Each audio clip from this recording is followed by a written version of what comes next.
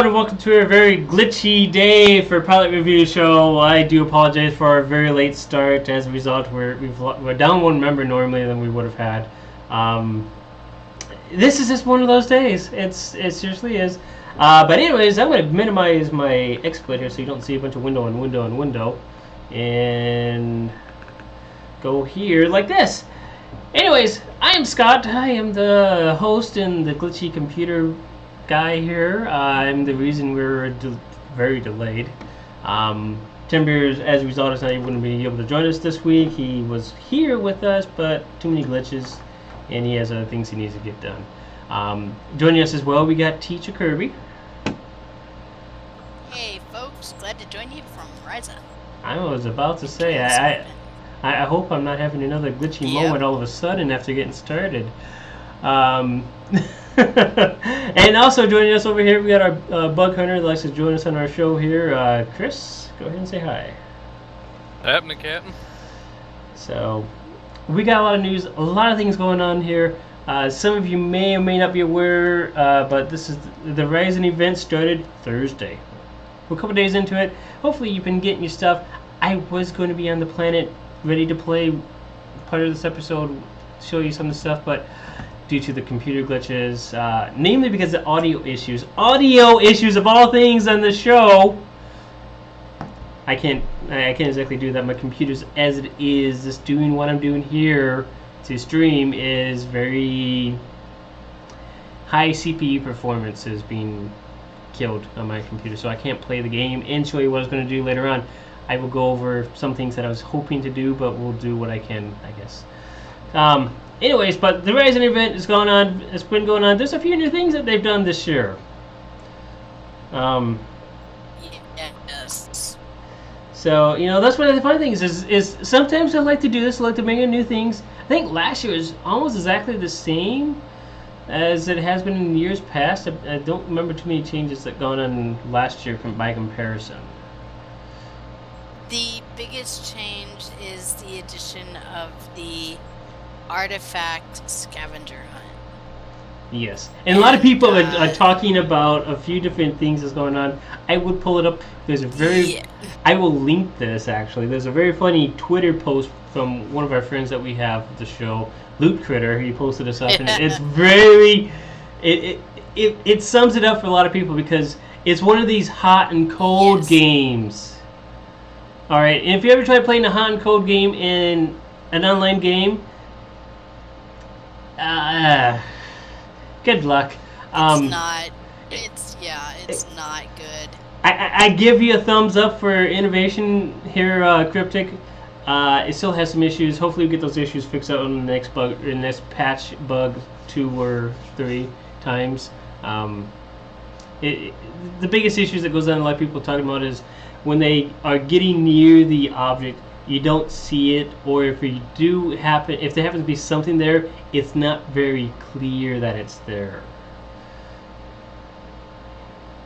That's some of the biggest things that I hear, and sometimes you go closer, what you think is closer, and it's not in the right direction because you get those hot and colds, and it doesn't even give you enough information to go where you need to be going. So, you know, that's one of those things. Luke Critter's tweet implied that he spent 2 hours looking for an item. He had more success than I do. He actually found one. So good on you. Yeah. So it's one of those things. You know, the biggest thing to remember here, it is a brand new thing that they brought in this year. That's to kind of bring in a new flavor of the month, so to say, for the Horizon event here. So you can't fault them for bringing new things on here. They're trying to make things new and make it so that there's a reason to go to the planet. But you know, go ahead, teacher. I was gonna say it's interesting because in the discussions that I've had with people about this event, you either get like my end where I absolutely hate it. I did not find any success with it. It was an exercise in frustration for me. Yes, for some people it's patience, but for Luke Critter, or you get the complete opposite where you go, oh yeah, it's easy. I found it in like 2 minutes. Yeah. Yeah. So either you get both ends of the spectrum, but I have yet to talk to anybody who is a middle of the road with it. So I find that that extreme, that you get one extreme or the other, interesting. To be honest, I haven't even tried it. I've been since Thursday, and it's not that I like the normal excuses. I've been playing Final Fantasy. I haven't even been playing that the last couple of days here. I've been so busy doing other things, so it's one of those things. But the good thing is with the new year, the new event, there's also new rewards that's come out this year. You got new outfits. I'm not going to go into it. I'm not a Barbie dressing up person. I don't really care. You get new pets, stuff like that. To me, it's kind of meh.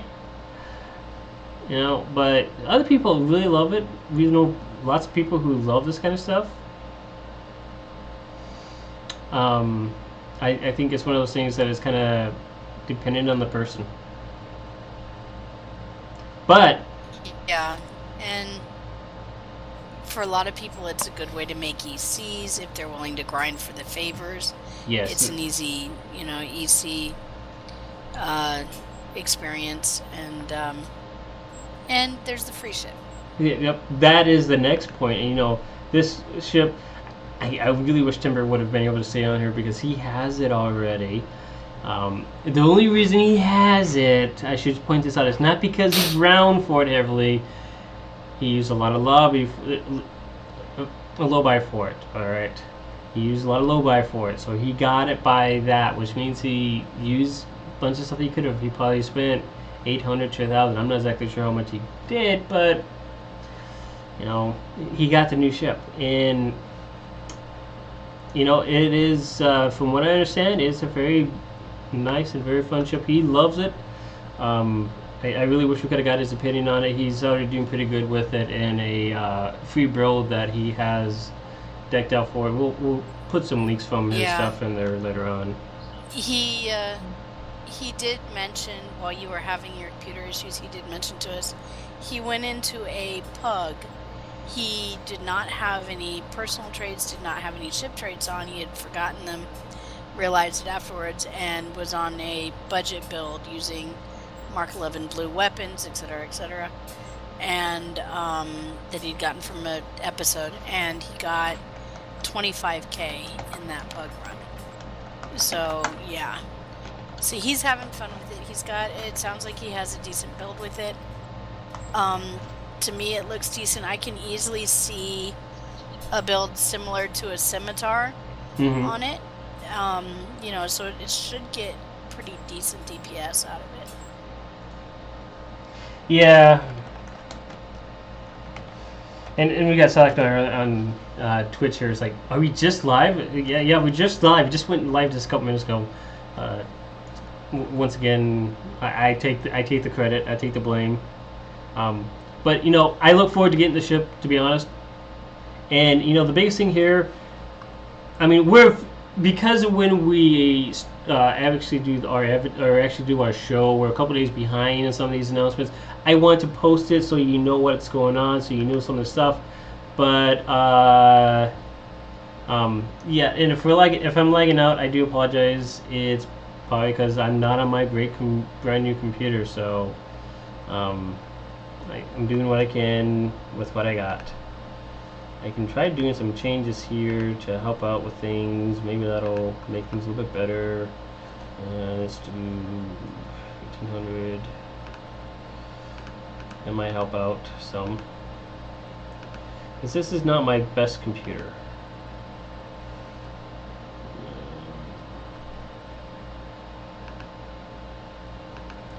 See if that helps out any. Let me know if it's any better. Hopefully it should adjust a little bit. But the great thing is we do get to see a lot of the ship stats as we go through the show here for the Horrigan here, and it really is a very decent ship. If you've flown like the Federation Sea Store Heavy Escort Cruiser, it's pretty much the exact same thing. Only difference is the fact that it doesn't have the carrier pets. That's really the only difference. It has the Intel Lieutenant Commander Universal. Those are the two major differences that it has. So, did I lose everyone? Hope not. Nope, you didn't. Okay. Just want to make sure I haven't lost say, everyone. Go ahead. Just want to make sure I haven't lost everyone though. So, it's one of those things. Go ahead, Kirby. No, we're still here.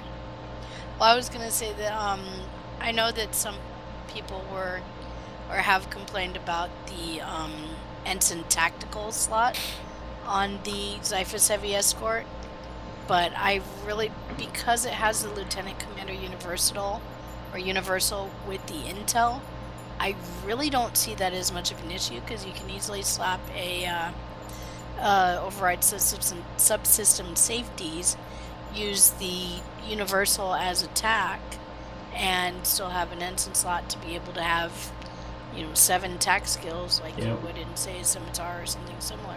Yeah, So the other option. That is much of an issue. Yeah, I don't see it as much of an issue myself. I mean, the other option that I would be doing with it as well is I would actually throw it as an engineer and do an Oxabat build on it, and I would be just fine. All you need is one skill, and as long as you're using Oxabat, your skills is pretty much going to be up all the time as you need it. I mean, it's just like you had 2. Yeah. So, issues? Not for me. I don't see any issues with it. I see lots of potential. Yeah, So, I do as well. I don't think someone like Chris who likes to do a lot of tanking is going to be exactly skipping over to make use of this ship. It's not really a tank. Actually, surprisingly, I see quite a bit of options with this ship, in all honesty. Yeah, it has options. It's not going to be as high end because it has a lower hull compared to other cruisers and whatnot, but it has that potential because of the intel and such. Indeed. So, good thing. It kind of reminds me, actually, of the old school Defiance, as far as what I'm seeing stats-wise and some of the ability that people are talking about, and I think it would do good. As far as would it be as effective as maybe my Galore or some of my other heavier tank ships? Yeah. Possibly not, but it could function as a decent off-tank if I needed to do so, I think. And it looks like Luke is another one that has it. He says it's much smaller than he expected, but it works well.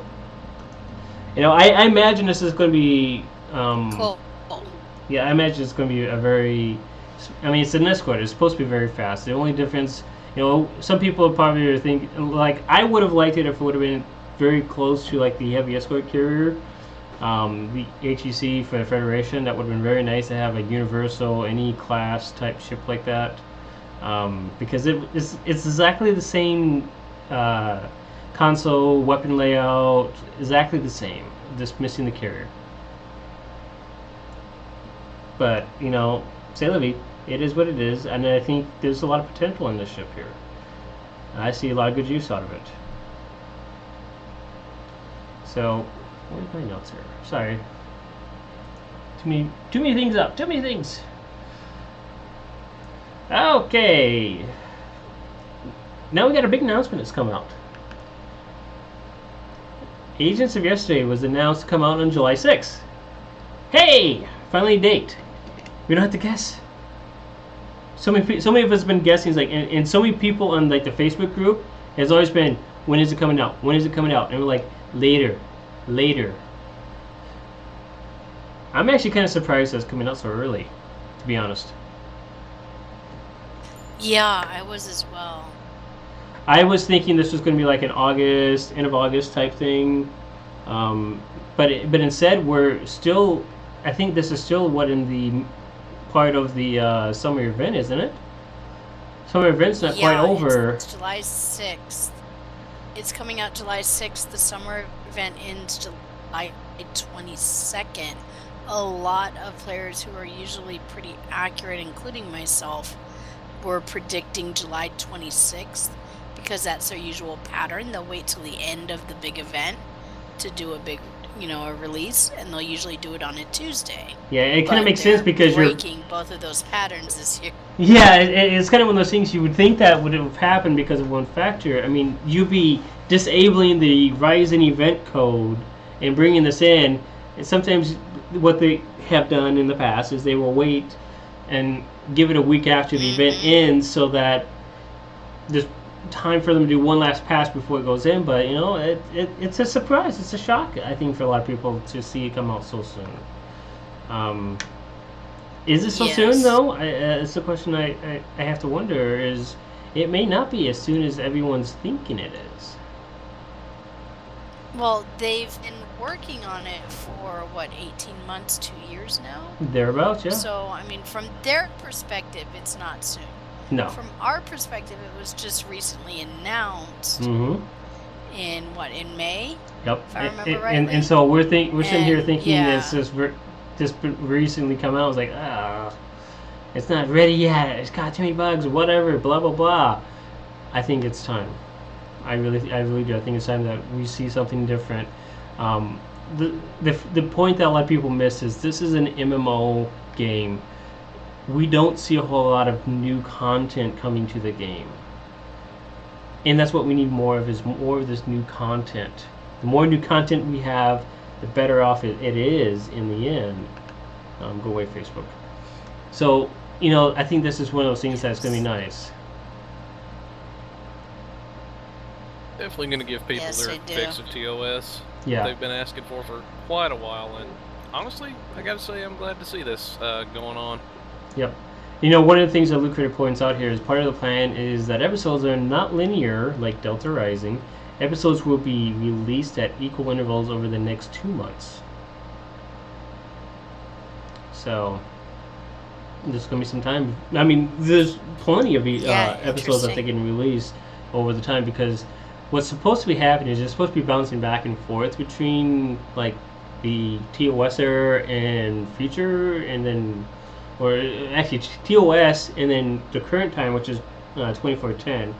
And then these new Agents of Yesterday is probably also going to go from the past to the present, to our present anyways, and then into the future, because we got these ships that's future ships that's coming out as part of this patch. I plan on getting those. I will review them as they come out. As do I. I've been grinding my dill for Zen, so yeah. I think that's what a lot of people are doing, honestly. And some people are talking about, look at the dill exchange. It's so expensive. People are controlling it, or Cryptic is controlling it. Are you sure? I mean, think about it this way. There's 7 or 11 new ships or something like that they're releasing here. So I may or may not already have reserved my pack. We shall plead the fifth on this one here. I hate you. I will probably have it before it starts, I will be honest. I have a couple things I need to do this next. Like I said, I'm slowly grinding my Zen. There you go. So, that's one of the things. Yep. I think it's time that we see something new. And I hope really that they can keep enough episodes coming to keep Star Trek Online fresh. Because there's going to be a huge benefit to not just to the new players, but to the old players as well. Because I want to see something different, something new. I will start a new character if there's something to do with it. Like if there's new episodes or old episodes. And in this case, I'm definitely going to have one of these new Agents of Yesterday that I'm going to take through. And we're getting a new character slot as a result of this. So I'm going to probably end up having 2.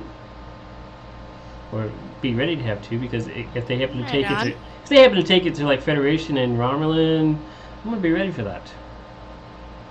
Guaranteed. But I'm looking forward to it. I think they said it's kind of like a... I think they said they're treating it like a mini faction. It's just going to be Fed only. Yeah, I'm hoping... because the Romulans of that age were not aligned with the Feds, and the Klingons of that age were not aligned with the Feds, so... Yeah, I'm hoping that they still dip into it, but there's some theories that they don't like the Romulans and KDFs anyways, but... C'est la vie, we'll move on. Move on for that anyways. So that's something to look forward to. It's coming. we got a date. So be ready for it. It's going to be, and not just be ready for it itself, but be ready for the bugs that's going to happen as a result. Because we're talking that we got the Rising event that's still going on at this time. We got a brand new expansion. Yes. So people, when it comes in, Chris is going to be your best friend here. Get stuff to him. The paperwork, man. He needs paper. He needs, Yeah. he needs a lot of it. He's ready to get buried by the shovelfuls on paperwork. We're gonna have to hire him a secretary. He might have to. They might have to get one for each of the different bug hunters. So we got a blog that's come out recently, Horrigan Conclusions. This looks like it's another episode. It's the second episode in the Yesterday's War. So Yeah. this is one of those things that when It comes... actually, Go ahead. it looks interesting. It ties into the Next Generation episode where Picard went to Ryza and found the Toxotot, and it follows the Vorgons that he encountered there and that whole incident from its beginning to its conclusion. So I think that'll be very, very interesting for those that are fans of that TNG episode. Yeah, and there's a lot of fans of that one. It's so. Yeah. I mean, Myself included. it's always fun to see these things that they tie in, because there are so many different parts of where they can tie into this series with this game, and they do, and they have.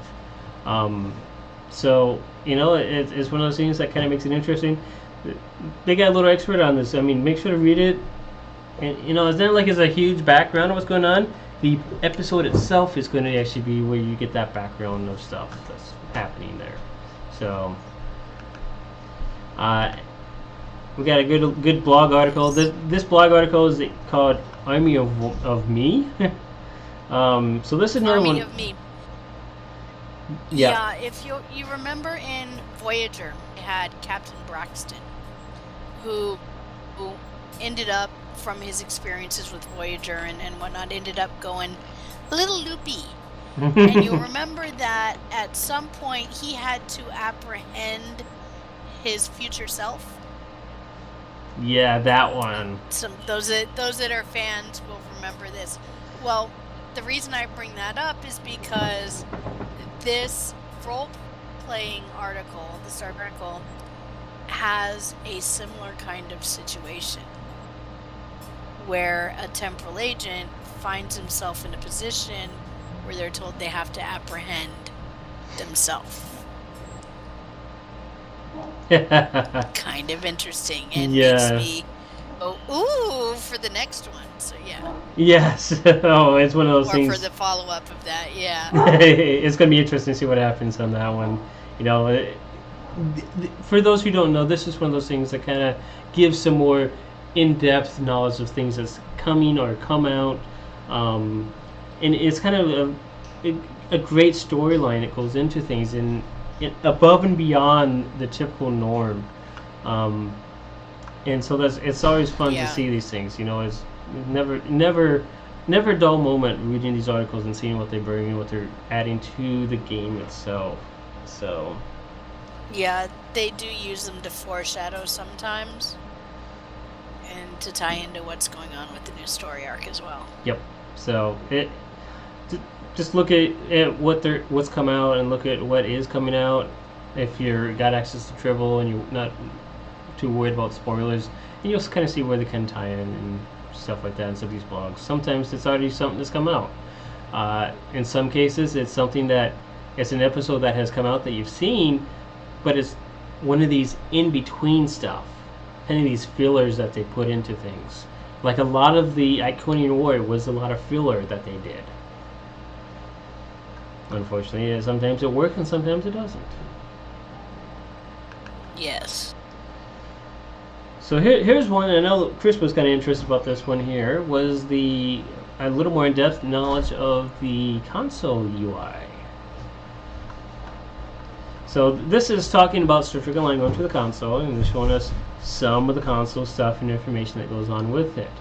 One of the things that Chris had talked about is that this is going to be a radio dial type UI, which it really is. When you look at it, it's exactly what it does, what it's doing.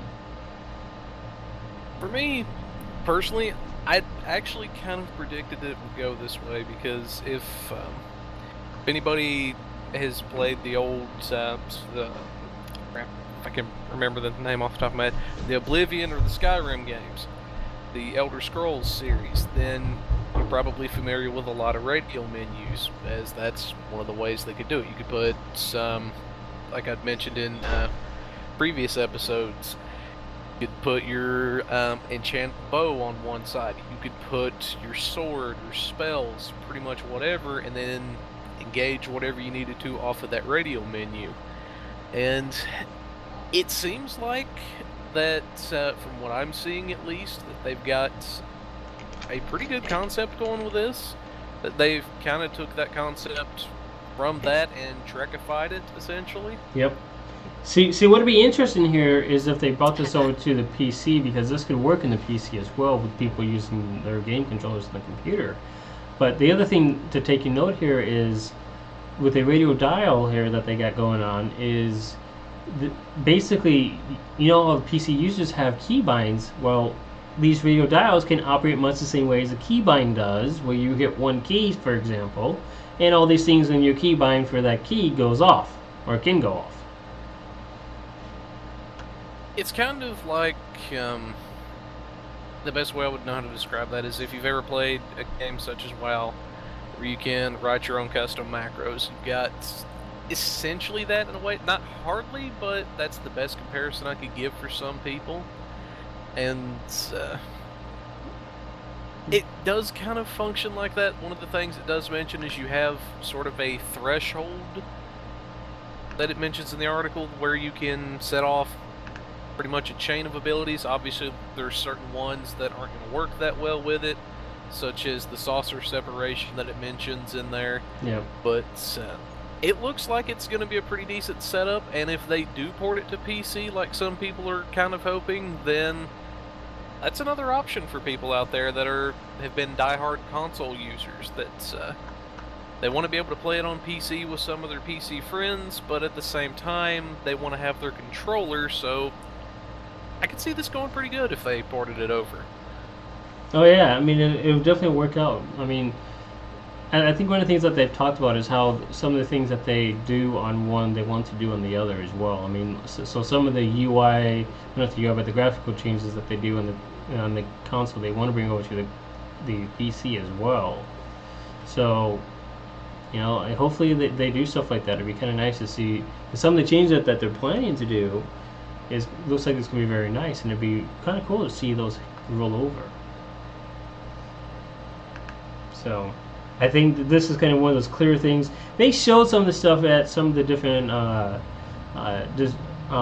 announcements that they've done. So it's not like this is all that new. I remember them showing a radio dial on one of the screenshots that someone had posted a while ago, actually. But they didn't really go into how and what it was going to do. So this article has got a lot of stuff that's going on. They're having fun with it, and I think it's working out quite well from the sounds of it. So it'll be interesting to see how this comes out and how it rolls out, and I think it'd be very good and very nice. So next bit of item here, we got the release notes that's come out that's gone in Thursday. Most of these notes here aren't like game breakers in a lot of cases. They got the vouchers, so you can get those vouchers from the previous years. So now the important thing that I see with that is that you can get the vouchers from previous years as long as you have a ship project that requires those vouchers. yes. So if you have the Nandy from last year, then you can get the 2015 Lolo Nut Prize vouchers. Once you finish the Nandy project, that ability to buy the 2015 vouchers will disappear. Yep. And just as a note, if you have already earned the ships, You don't need to go through and earn 40 of the vouchers to reclaim it. You just go back to your vouchers on your other characters, right? No, you just need to go into your the reputation for the events and claim it there. It's all free. So yes, you notice that they say that you get it at a discount. You don't really need to get it at a discount. It's already account wide. So I want to point that out for those people who may be thinking that you need to you need to do extra, you need to do another run so you can get those. You don't need to. So just a little FYI on that. But so we got some of these things here that's going on here. Like I said, there's not a whole lot of game-breaking stuff here. They did fix some things like hammer and anvil, so now it has a maximum amount where it didn't before. The pedal to the metal, they just fixed some of the notes, so it's not like they're making game fixing lag stuff. So it's very simple, very basic. So one thing they did add was if you're trying to farm marks, actually a big quality of life improvement is the view cooldowns thing. Yes, so, I forgot about that. That's one of the nice things. So if you wanted to know when the last time you did the flying high event, you can now see when you last did it, if it's still on cooldown or not. So that's one of those nice things that can actually make it so you don't have to keep track of it, or you don't have to, for example, you don't have to time with one of your reputation projects that you got going on. That's also a 20-hour cooldown. So you can actually just do it whenever and look at your timer and say, oh, I have another 5 minutes before this goes off cooldown. Yes. So that's one of the nice things that they've done. It also shows when the next time your bonus marks for the day for each reputation and fleet marks will be available to. Yes. This is talking like the hourly stuff, because the hourly stuff you can only do so much before it stops giving you certain bonuses. So, okay, right. That's one. This is talking, when you run ISA. No, that for example, and it has that box of bonus marks, the 35 extra. Yeah, that's what it's talking about here. Yeah, there's that, but it also I think it also tells you when the hourly bonuses goes in as well, because that actually has a timer on it. Because you only do the hourly bonuses so many times before it stops giving you the hourly bonus. So that's some of the things that's come in. Wouldn't go on here. I would be showing you right now the T5U Ryzen Cruiser, but unfortunately I will probably save that for next week. Just be aware that from here on out I'm going to be doing a ship review. I'm going to show you some of the different ships. I would show you the nice pretty ship up nice and close, so I give you an idea what that looks like, some of the different builds you can do with it. But unfortunately I'm not on my main computer, so I'm sorry people. The budget builds corner, we can't do that this week because Timber's stepped away due to the timing of things. So we're going to go right down to the Buggy corner. Chris, what do you got for us? Well, a couple of interesting things. One thing from the patch notes that's actually been fixed. They resolved an issue that would allow people to equip 2 assimilated modules under certain circumstances. So that's one little interesting thing. A couple of things that I have seen people talking about with the event is if you've been doing the flying high, you've been doing a couple of the courses, you may have ran into an issue where some people are not getting credit for courses they've completed. This has actually happened to me as well. A couple of instances where I would finish one of the courses, it wouldn't give me the credit for it, and I would have to do a different one. Quite a few people having issues with that. So there are some reports in on that already. That should be getting fixed pretty quick. The other one is actually the Ryzen power boards, specifically the Targ Hog. It's something apparently went wonky with it this year. It was actually going slower than even the superior boards, and a post from Cryptic Spartan has actually said it should be fixed in the next patch. So if you're a Hog user, that's a good thing. Definitely keep an eye out for that. You should be getting your issues fixed with that pretty soon. Just to point out, the Hog is a shorter board that was designed to be faster, but it has lower control of the board itself. So for a lot of people, they loved using it because of the speed, because they learned how to turn early on it and what have you not. But when the speed has been toned down, it makes it useless almost. And because it looks like that bull from Back to the Future. True. And then you get the Back to the Future board itself that they released, which is a fun one, if you got a hold of it. The Future Flyer.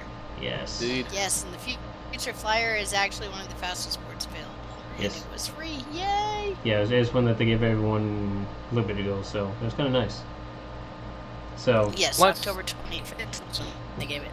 Yep. Dude. Anything else you got there, Chris? Or is that pretty much it?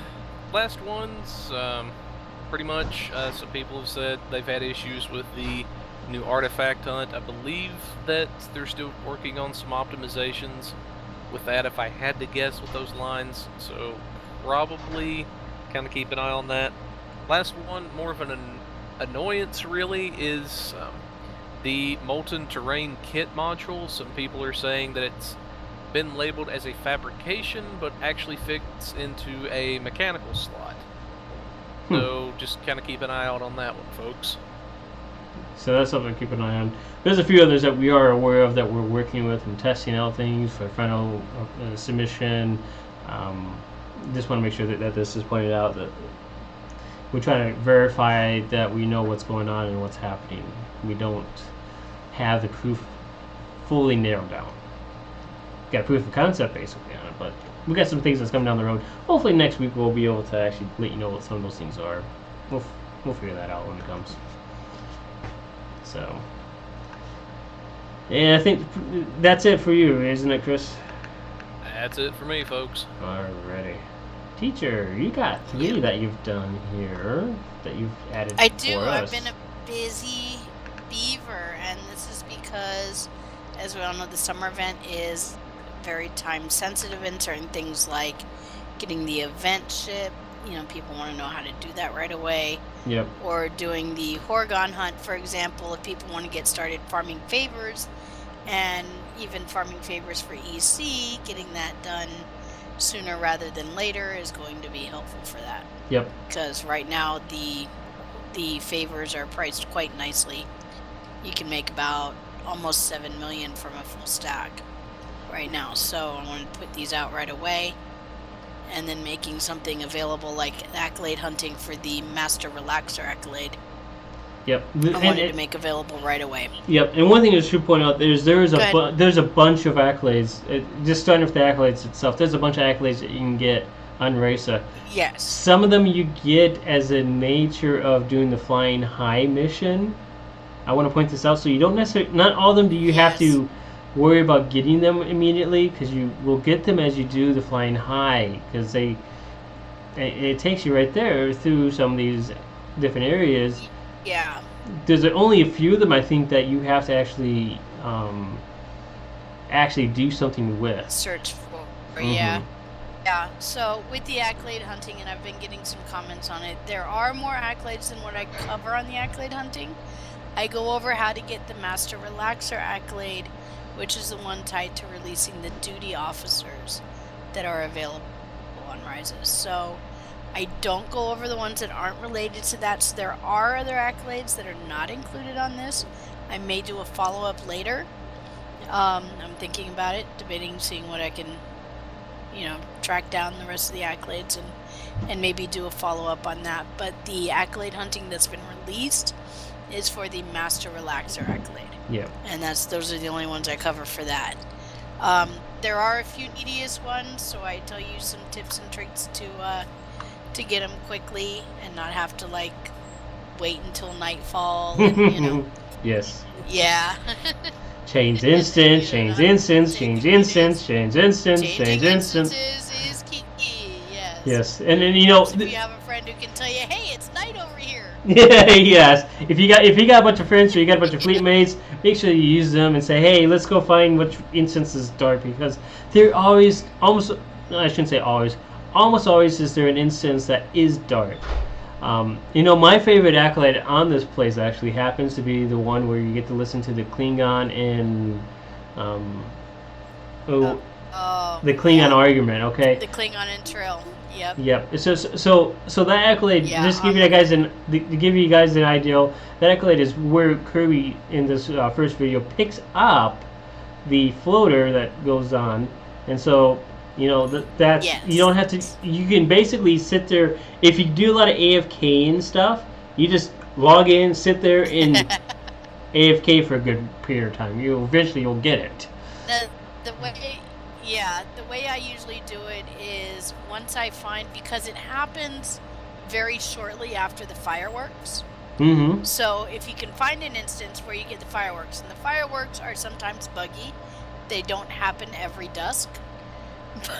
Yeah. So once you find an instance where you've done the fireworks, you can then just stick around. Go AFK, go use the restroom, whatever you gotta do. Go smoke a cigarette, whatever. Do whatever you need to. Just stay there for about 5-10 minutes, and you will get the Trill and Klingon argument. It does show up consistently, but it's always not too long after the fireworks. About 5-10 minutes of the fireworks. So yeah. That's probably my favorite one, just because of the fact that, it's like, seriously, you a Klingon and a Trill arguing, okay. Yeah. So? Yep. Big deal. It's a Klingon. It's a hark back to DS9 when Jadzia and Worf went on vacation on Ryza and got into a big fight. Yeah. Yep. So the other two were getting the event ship, which is kind of self-explanatory. So I do show where to talk the event coordinator. I go through and actually do the flying high event on my main tune and explain how to find where you're going to find it and how to see the arrows on your mini map and all of that. Yep. And go through how to do that. And then the last one is hunting for Horgons. I show the route that I have found to be the most efficient. I'll take a look at this later. I actually go through, and actually in one round of Horgon hunting for the hour, that 15-minute block, I actually go through, and I'm going pretty slow for me, but I actually get through 4 tunes using that same route. Yeah, and some people will go through like 10 tunes to do this. I mean, you can get through 5. You can get through 5 in one go round using that route. Yeah. I haven't seen anybody get more than 5 because it does take about 3 minutes. You have to get 10 Horgons to complete a tune. But even if you can't get through the last tune, start it anyway, because you do get between 2 and 5 favors per Horgon that you collect. Yep, and it's quite easy to get these. I mean, so you can, it is. So I go through that. So those are the 3 that I released this week. That's some of the things we'll be looking at. These videos will be in the description here with our show here on YouTube, so you can definitely get a hold of that way. So they're also on Teacher's YouTube channel, which you'll be able to get from those links that will be there. So if you want to see them, look at them later on. That's one way of doing it. You got TeacherKirby you can look up and do a search on. It's quite easy to get a hold of her. So that's one of the things to look forward to. We'll have lots of fun with that. And hopefully next week, because I'm going to end up completely reinstalling my computer to get it back up and going. Hopefully it'll fix all my issues that I got right now, and I'll be ready to go next week, hopefully. And for the record, Timber, this issues did occur prior to the last Master Guide show. It's just, it stopped so I can actually do stuff. I just got to put that out.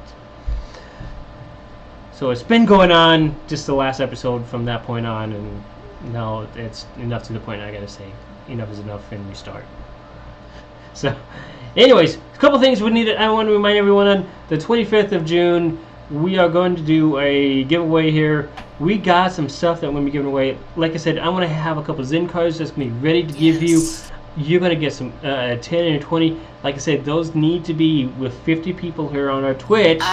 Yes. So we're going to be... And I've been collecting a few things. Yep. Sorry.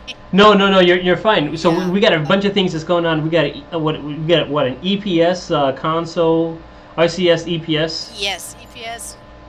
Yep, RCS, conductive RCS with EPS. This past week, Stacy from the STO Continuum TeamSpeak donated a Tholian mesh weaver ship, as well as a few other things. Some Herald anti-proton, some really good weapons as well, things like that.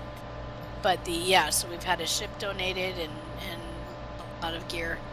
I'm going to try and get you 800 lobby to give you one of those ship choices.